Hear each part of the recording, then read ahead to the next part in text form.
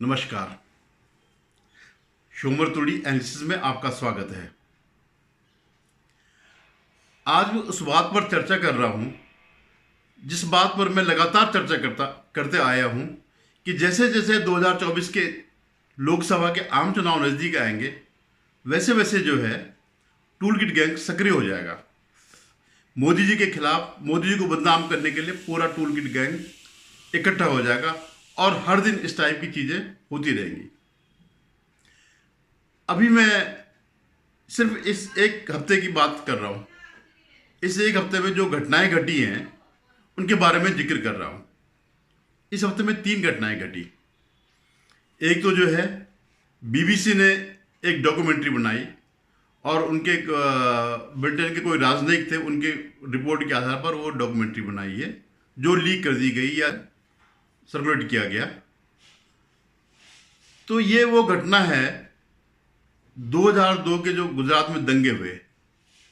और दंगे क्यों हुए? क्योंकि वहां पर हिंदुओं के जो है 59 तीर्थ यात्रियों को एक समुदाय विशेष ने जिंदा जला दिया था। हालांकि इस बात की चर्चा बहुत कम होती है। गुजरात के दंगों की चर्चा तो होती है और देश में कई दंगे होते हैं, लेकिन चर्चा सिर्फ इसी बात की होती है। तो खैर, एक तो मामला ये है। दूसरा क्या है कि एक बागेश्वर धाम है, उसके जो आचार्य हैं या कुछ भी जो भी कहिए, पुजारी है, महंत हैं, जो भी है, तो वो भी चर्चा में है उनके चमत्कारों के बारे में। और उस पर जो है काफ़ी 3-4 दिन से मीडिया में यही चल रहा है, काफ़ी हो हल्ला मचा हुआ है। और जो तीसरी जो घटना है जिसके बारे में जो बहुत महत्वपूर्ण है वो है कि जो महिला कुश्ती संघ है उसके खिलाफ महिला खिलाड़ियों ने दिल्ली में धरना दिया, प्रदर्शन किया और उसमें कई लोग आए, कई लोग शामिल हो रहे हैं, पूरा विपक्ष शामिल हो रहा है। अभी इस घटना को हुए 3 दिन भी नहीं हुए होंगे और जो महिलाएं हैं, पहलवान महिलाएं हैं, जो ज़्यादातर हरियाणा की है, उन्होंने जो है संघ के अध्यक्ष ब्रजभूषण सिंह, जो सांसद भी हैं बीजेपी के, उन पर आरोप लगाया, उन पर शोषण का आरोप लगाया। तो इस बात पर बड़ी चर्चा होने लग गई कि महिला खिलाड़ी जो देश के लिए अंतर्राष्ट्रीय स्तर पर सम्मान अर्जित करती है, उनका शोषण हो रहा है और इसके खिलाफ मुखर होना चाहिए। मैं कहता हूँ सिर्फ खिलाड़ी क्यों, देश की हर महिला को जो है शोषण से बचाया जाना चाहिए। उसके खिलाफ सबको लामबंद होना चाहिए, एकजुट होना चाहिए, चाहे वो खिलाड़ी हो, अंतर्राष्ट्रीय स्तर खिलाड़ी हो, या ईंट भट्टे की मजदूर हो, या कामकाजी महिलाएं हों जो ऑफिस में काम करती हैं, या जो मीडिया में काम करती हैं, या जहां पर भी शोषण होता है महिलाओं का, उसके खिलाफ जो है आवाज बुलंद करनी चाहिए। अब ये घटनाएं अभी अचानक सामने आ गई और इसके जो है प्रतिपक्ष जो है मोदी जी को इस पर ब्लेम कर रहा है कि वो क्यों कुछ नहीं कह रहे। तो पूरा जो ये चल रहा था आरोप प्रत्यारोप का सिलसिला, वो मोदी जी पे जाकर के अटैक जो है उन पे हो रहा है कि वो कुछ क्यों नहीं बोल रहे, वो कुछ क्यों नहीं कर रहे, क्यों नहीं उसको बर्खास्त कर रहे हैं। भाई, मोदी जी कोई महामानव नहीं है, उनके पास कोई शक्तियां ऐसी नहीं कि वो किसी को भी हटा सके। और जब से ये बात हुई तब से उनका खेल मंत्रालय जो है लगातार खिलाड़ियों के साथ संपर्क में है, उनकी वार्ताएं चल रही है और अंततः आज जो है दोनों पक्ष ने समझौता किया कि एक कमेटी बनेगी जो इसको देखेगी, इन सारे मामलों की तह तक जाएगी, आरोपों की जांच करेगी। और तब तक के लिए ब्रजभूषण सिंह जो है, जो अध्यक्ष हैं, वो कामकाज नहीं करेंगे, उनको अलग कर दिया गया। और एक कमेटी का आज गठन हो जाएगा या हो भी गया होगा। अब तक 5 सदस्यों की कमेटी है जो ये तब तक काम संभालेगी। इवन इंडियन ओलंपिक एसोसिएशन ने भी इस पर एक कमेटी बनाई है, 7 सदस्यीय कमेटी बनाई, जिसमें 5 जो है अंतर्राष्ट्रीय स्तर के खिलाड़ी है और 2 वकील भी है। यानी ऐसा नहीं है कि उन्होंने आरोप लगाया और कोई कुछ नहीं कर रहा। खेल मंत्री लगातार कर रहे हैं, उनसे वार्ता कर रहे हैं, उनकी बातें सुन रहे हैं और उनका पक्ष जानने की कोशिश करें। अंततः जो है समझौता सामने आ गया कि 4 हफ्ते में रिपोर्ट दे देंगे। हो सकता है अब ये भी बातें लगी कि उनका यौन शोषण भी होता है। हो सकता है ये बात सही भी हो सकता है ये बात गलत भी हो, क्योंकि अभी कोई डायरेक्ट जो है सामने नहीं आया है, कोई महिला, कोई खिलाड़ी जिसने कहा हो कि मेरा यौन शोषण हुआ है। और यौन शोषण के बारे में कोई कुछ नहीं कह सकता है, कितना सही है कितना गलत है। जब तक उसके सबूत नहीं मिलेंगे तब तक इस बारे में कोई भी निर्णय नहीं किया जा सकता, कोई भी जो है फैसला नहीं किया जा सकता। ये सर्वविदित है। आप लोगों को याद होगा एक बार मीटू आंदोलन चला था, जिसमें कई महिलाओं ने इस बात को जो है सार्वजनिक किया कि मेरा शोषण हुआ है। लेकिन फिर क्या हुआ, सब खत्म हो गया। सिर्फ एकमात्र जो है एमजे अकबर जो केंद्रीय मंत्री थे, उनको उनकी कुर्सी गई, बाकी सब अपना काम कर रहे हैं। तो क्या है कि ऐसे बहुत केसेस आते हैं कि जिसमें जैसे एसटी एक्ट में है कि किसी दुश्मनी निकालनी हो तो वो इसको कर सकते हैं, वो आरोप लगा देते हैं, बाद में कई जगह समझौता हो जाता है। तो इस तरह की घटनाएं होती है। दूसरी बात क्या है कि बृजभूषण सिंह बाहुबली है और राजनीति में है, और अकेले बृजभूषण सिंह ही बाहुबली नहीं है, कई बाहुबली हैं जो राजनीति में हैं, जो राजनीति करते हैं। लेकिन वो भी तो उनका भी तो पक्ष जाना चाहिए। अगर उनके खिलाफ अगर कोई आरोप है तो उनको भी सफाई का मौका मिलना चाहिए। आपने आरोप लगा दिया और उनको जो है हटा दिया, ये असंवैधानिक है। उन पे हो सकता है उन्होंने कुछ किया हो तो सामने आ जाएगा। जो पीड़ित कोई महिलाएं होंगी, कोई खिलाड़ी होगी, वो बताएगी कि हाँ मेरे साथ शोषण हुआ है। अभी तक तो बात कोच की चल रही थी कि कई कोचेज ऐसे हैं जो ऐसा शोषण करते हैं, लेकिन अब मामला धीरे धीरे करके बृजभूषण सिंह पर आ गया है। अब देखिए आप इसमें राजनीति, बबीता फोगट ने एक ट्वीट किया कि इसकी जांच हो सारे मामले की। तो जो पवन खेरा जो है कांग्रेस के जो मीडिया प्रभारी है, तो उन्होंने उनको ही लताड़ दिया।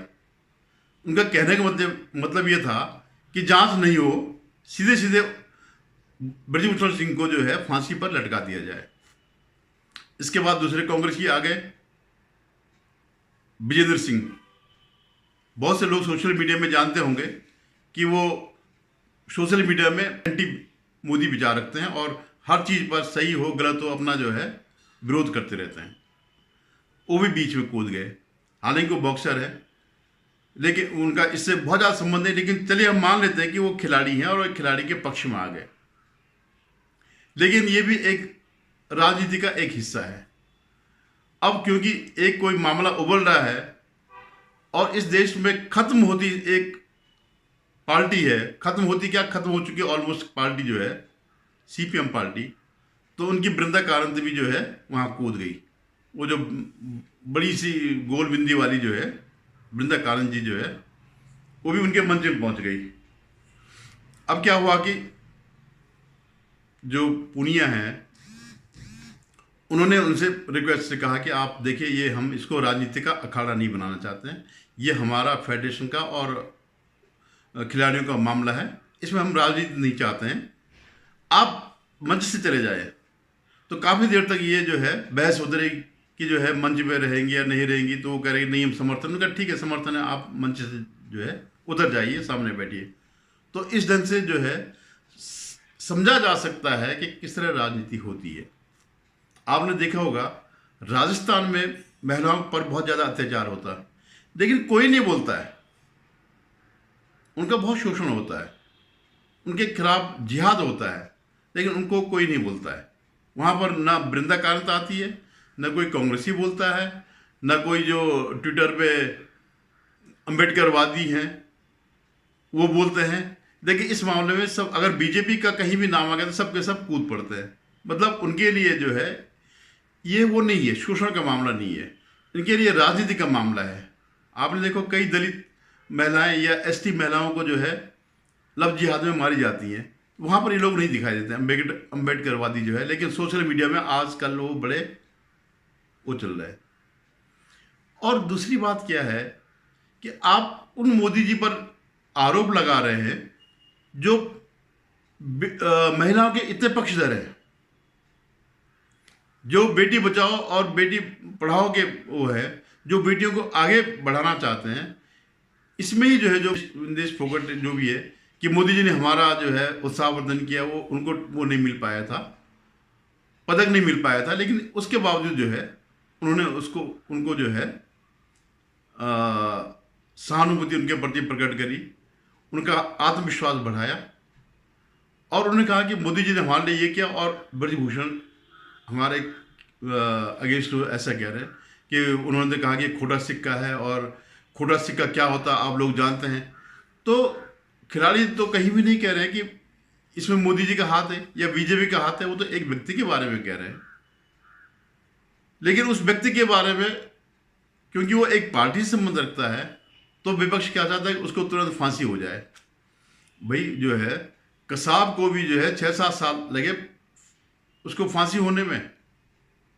आप तो जानते हैं कि न्यायपालिका कैसी है।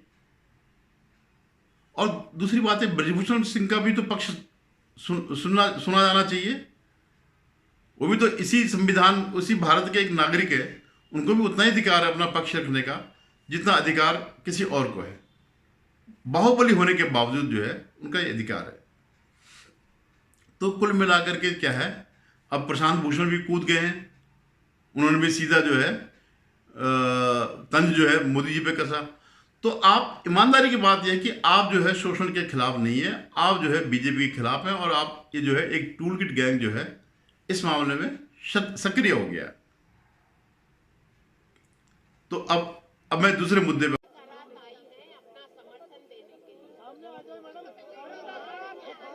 जो स्टेट की है, जो स्टेट की जो फेडरेशन है, वो सब इन जैसे लोग ही बैठे हैं, वो भी सभी भंग होनी चाहिए। हम चाहते हैं कुश्ती एक नए जीवन को, एक नए जीवन के साथ बाहर आए। ये कौन है? जो भी देखिए, आपसे रिक्वेस्ट है, आप जो भी है आप सामने आइए। मैडम माइक किसी को नहीं मिलेगा।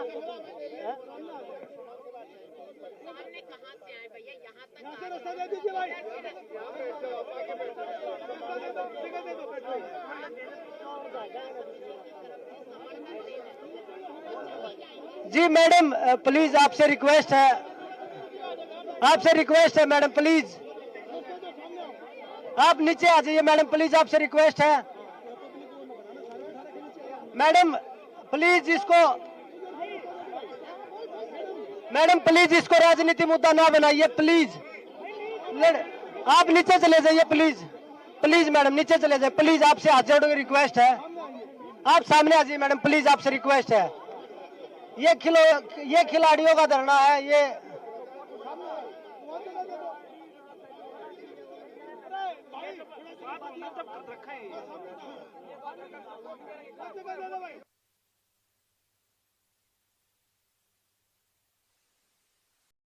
नमस्कार, मैं दिव्या तोमर, मैं इंटरनेशनल खिलाड़ी हूँ और सन 2013 से कैंप अटेंड कर रही हूँ। और आज तक मैंने ऐसा कुछ गलत नहीं सुना था, और ना ही मेरे साथ ऐसा कुछ हुआ, ना ही मेरे साथियों के साथ ऐसा कभी कुछ हुआ। और ये जो कल से जो सांसद जी के ऊपर जो ये गलत इल्जाम लगाए जा रहे हैं, ये सब गलत है, बेबुनियाद है, और मैं इन सब की निंदा करती हूँ। और आप सभी से हाथ जोड़ कर निवेदन है कि कुश्ती को खत्म करने की साजिश ना रची जाए। हम कोई भी टूर्नामेंट नहीं खेलेंगे, चाहे, क्योंकि हम अपनी कुश्ती का भविष्य अंधकार में नहीं डाल सकते। आज भी बोल रही हूँ, अगर किसी भी खिलाड़ी को कुछ भी होगा रेसलिंग में, तो प्रेसिडेंट, देश जो हमारे रेसलिंग प्रेसिडेंट है वो जिम्मेदार रहेंगे, हमारी फेडरेशन जिम्मेदार उस चीज की। हम इतना मेंटल टॉर्चर है। टोक्यो ओलंपिक्स के बाद मेरे को बिल्कुल देशद्रोही बना दिया था एक किस्म से फेडरेशन ने। हम अपनी कुश्ती को बचाने के लिए लड़ रहे हैं। हम अपने लिए नहीं लड़ रहे हैं, हम अपनी कुश्ती को बचाने के लिए लड़ रहे हैं, क्योंकि आप लोगों ने हमें बहुत प्यार दिया, देशवासियों ने खूब प्यार किया है, और हमने हर जगह मेडल जीता है। भगवान करे हम 2024 है उसमें भी हम देश के लिए मेडल जीते। पर जो टॉर्चर चल रहा है खिलाड़ियों के ऊपर, उस हिसाब से मुझे नहीं लगता कि कुश्ती में रेसलिंग कुछ भी में होने मेडल। वाला देखिए तो क्या कम्प्लीटली बिल्कुल भाई, हम कोई भी टूर्नामेंट नहीं खेलेंगे चाहे, क्योंकि हम अपनी कुश्ती का भविष्य अंधकार में नहीं डाल सकते। अगर हमने आवाज उठाई है तो हम अपनी कुश्ती को दोबारा से जिंदा करवा के ही छोड़ेंगे, चाहे उसके लिए हमें कुछ भी करना नहीं, बैठे रहेंगे। आप बताइए ना, जो बंदा इतने सब अगर कर्म कर रहा है, इतने अच्छे कर्म जो कर रहा है, उसको अध्यक्ष पद पे रहने का एक है क्या अधिकार है? कितनी ही मैं बता रही हूँ, कितनी ही लड़कियों की स्टोरी मेरे को पता है जिन्होंने सामने बैठ के रो रो के हमें स्टोरियां सुनाई है नेशनल कैंप में, लेकिन हम कर क्या सकते हैं? टोक्यो ओलंपिक्स के बाद मेरे को बिल्कुल देशद्रोही बना दिया था एक किस्म से फेडरेशन ने। अध्यक्ष जी ने मेरे को बोला कि खोटा सिक्का, आपको भी पता है कि हिंदुस्तान में एक लड़की को खोटा सिक्का बोलना मतलब क्या निकाल सकते हो उसका आप। और तुरंत बाद किसी फेडरेशन ने बोला क्या इंडिया में, तो देश के प्रधानमंत्री जी मेरे से मिले हैं, मेरे को एक सहानुभूति दे रहे हैं कि बेटा कोई बात नहीं, हिम्मत बढ़ा रहे हैं। एक वही बंदा 10 मिनट खेलना जरूरी है। अगर कोई बच्चा नहीं खेल पाता, क्योंकि सब अपने घर परिवार से इतना मतलब नहीं इन्वेस्ट कर सकते हैं, इतनी दूर दूर टूर्नामेंट होते हैं, और जो नहीं खेलने जाता कोई इंजरी की तरफ बैन कर। अब जो दूसरा मुद्दा है वो है बीबीसी की एक डॉक्यूमेंट्री। जैसे मैंने जिक्र किया था शुरू में कि जो 2002 के गुजरात के जो दंगे हुए थे, उसमें उन्होंने पूरे के पूरे रूप से मोदी जी को जो है इसके लिए दोषी ठहराया। उसमें कहीं इस बात का जिक्र नहीं है कि ये दंगे क्यों हुए। जो 59 जो हिंदू तीर्थयात्री थे जिनको जिंदा जलाया गया था, उसका कोई जिक्र ही नहीं है। एक हल्का सा वो कहते हैं कि हाँ वो भी सस्पेक्टेड, या इस ढंग से उन्होंने इसमें जिक्र किया। भारत के सुप्रीम कोर्ट ने इस मामले में मोदी जी को जो है क्लीन चिट दे दी है। SIT जो यूपी के समय थी, उन्होंने क्लीन चिट दे दी है।